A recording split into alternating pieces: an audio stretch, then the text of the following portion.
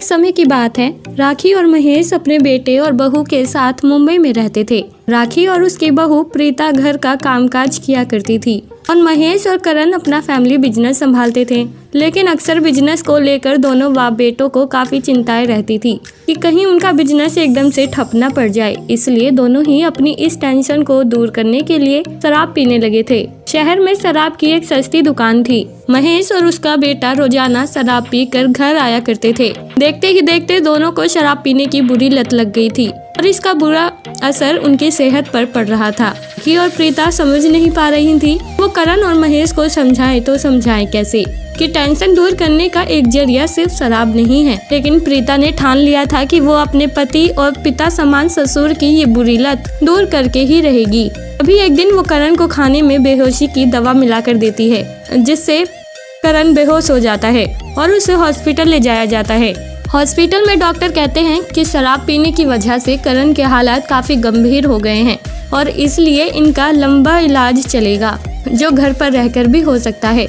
राखी अपने बेटे और प्रीता अपने पति को इस हालत में देखकर काफी परेशान रहने लगी थी और इसलिए अब उन्होंने भी अपनी टेंशन दूर करने के लिए शराब पीना शुरू कर दिया था। राखी रोजाना अपने पड़ोस में रहने वाले लड़के से शराब मंगवाती थी और अपने बहू के साथ हद से ज्यादा शराब पीने लगी थी। इसी तरह काफी दिन गुजर जाते हैं। महेश अपनी पत्नी और अपनी बहू को इस तरह से शराब पीते हुए देखकर उन पर खूब गुस्सा करता है और कहता है कि ये क्या कर रहे हो तुम दोनों? क्या तुम्हें इतना भी पता नहीं है कि करण के हालात कितने गंभीर हैं? पर फिर भी तुम्हें शराब पीनी है। कम से कम एक बार उसके बारे में तो सोचो।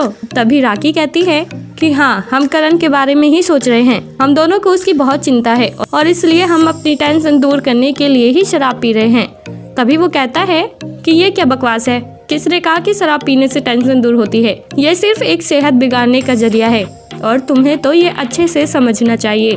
तभी राखी कहती है कि हाँ, सही कहा तुमने। मैं और तुम्हारी बहू तुम्हें यही समझाना चाहती थी। भले ही तुम्हें और करण को अपने बिजनेस की बहुत टेंशन होती हो, लेकिन इसका मतलब ये नहीं है कि तुम टेंशन दूर करने के लिए शराब पीने लगो। हमने तुम दोनों को बहुत समझाने की कोशिश की पर तुम नहीं माने, इसलिए हमें ये नाटक रचना पड़ा।